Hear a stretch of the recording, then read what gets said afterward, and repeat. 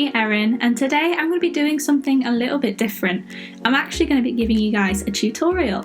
So recently I changed my intro and I finally found out how to make a real GFX, but in all of my previous intros I used this kind of fake GFX technique. So this technique is great if you're a complete beginner, but it's not seamless. So in my last intro I accidentally left my mouse in the frame and it doesn't look as slick as a real GFX, but it is super easy. It only requires ROBLOX Studio, screen capture and an editing software that works with green screens. So iMovie is what I'll be using today, but I'll try to link to some other free video editing software that you can use if you're not on a Mac. So the first thing that you're going to do is load up ROBLOX Studio and click on the base plate. Alright, so our base plate has loaded and the first thing that I'm going to do is make sure that I'm on the Home tab and click Part. Then I'm going to scale it. So just like with move, the red dots move along the x-axis, which is left to right. The blue dots move along the z-axis, which is forwards and backwards, and the green dots move along the y-axis, which is up and down. And I'm going to use these to make a little kind of theatre setting. But first I'm going to make sure that this block is green so that it fits in when I'm trying to edit my green screen in post. And then essentially I'm just going to resize this block and add a few more until I have a green screen theatre.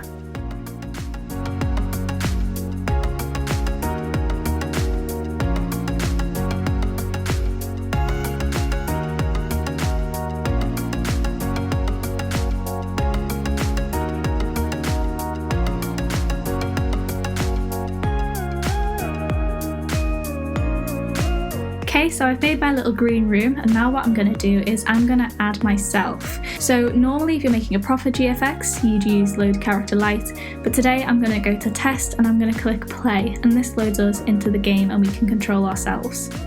And then what you're going to do is you're going to take a screen recording and just record yourself doing a load of different actions up against the green screen. So here is a little picture that I took on my phone to show you guys what was happening on screen. And basically if you're on an Apple computer and using QuickTime Player to screen record, you can actually resize the area that's being recorded. So I always resize this to make it a bit smaller just to make sure that the chat box and my name in the top right corner isn't interfering with the video and that everything is just on my avatar. Here is my final product, and once you've got yours, you're going to take it and put it into iMovie. So I'm going to go into iMovie now, click on New Project, and then I'm just going to import the screen recording that I just took. Then I'm going to put that into my timeline as well as the picture that I want to go underneath it, as well as the music in the background. Now make sure that your green screen recording is always on top of the picture, not on the bottom, and then you're going to go up here to this window, change cutaway to green screen / blue screen, and then just move around on the timeline to make sure that there's no bald patches in the green screen. If there are, that's completely fine. You can just change the softness and you can also use this eraser tool.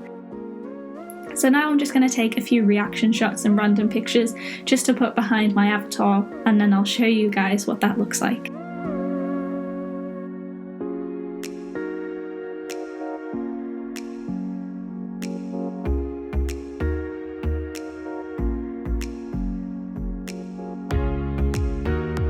Then when you're finished, what you're going to do is go into File, click on Share, go to File there, and then you can just export your video.